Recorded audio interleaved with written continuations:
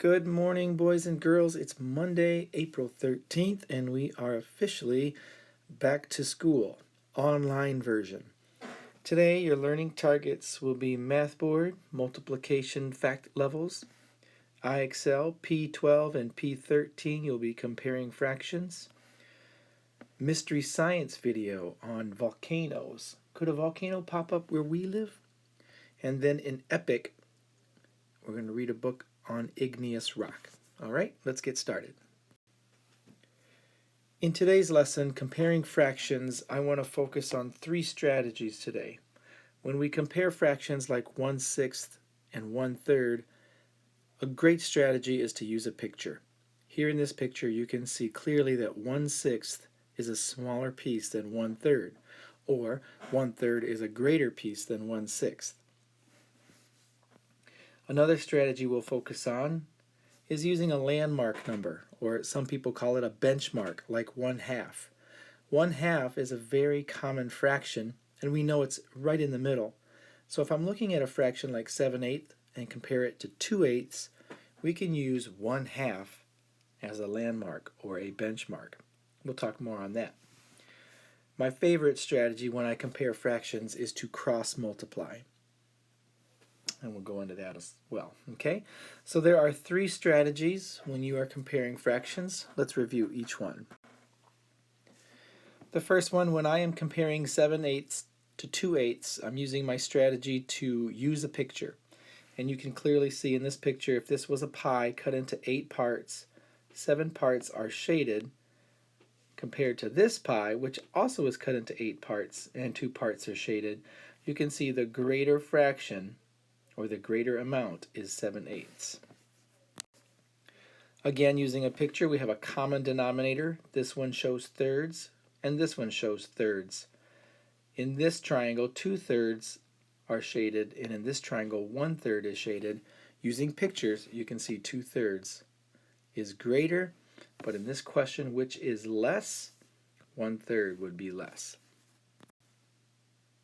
Another example of a picture, which fraction is greater? 1/3 is greater than 1/6. Okay, now let's look at the strategy using 1/2 as a landmark or a benchmark. So I'm going to do my best to draw a picture of 1/2 and compare it to 1/4. Let me get a smaller pen size here. So 1/2, if I drew a bar and I cut it into halves, 1/2 I could shade to represent the fraction 1/2. Now if I'm comparing that fraction to 1/4, I'm going to compare by making the same size bar, but in this case I want to cut it into 4 parts. So in this example, I'm going to compare to 1/2. Now I know it takes 2/4 to make exactly 1/2, but in this case I only have 1/4. So I'm going to erase this amount here, and showing that 1/4, when I compare it to a half, is less than 1/2. My favorite strategy is comparing fractions by using a strategy called cross multiply. So I could set up 2/8 and 1/8, and when I cross multiply, I'm going to go from this direction up to this direction and multiply. 8 times 1 is 8, and from this direction up to this direction, 8 times 2 is 16. 16 is greater than 8. That means 2/8 is greater. Which fraction is less? I'm going to use cross multiply again. 5/8. Let's compare that to 5/6. I'm going to start here. 8 times 5 is 40. Start from here and move across to the numerator. 6 times 5 is 30. 30 is less than 40, therefore 5/8 is less than 5/6. Again, the three strategies to compare fractions. You can use pictures. P12 will show mostly pictures, so that will be helpful. We'll get into another lesson this week where we're using landmarks like 1/2 or 1/2 to help us. And you can always cross multiply. Those are the three strategies to compare fractions. Your other target, going into Mystery Science today. Could a volcano pop up where you live? I've attached the link to today's post. Watch it by clicking play here.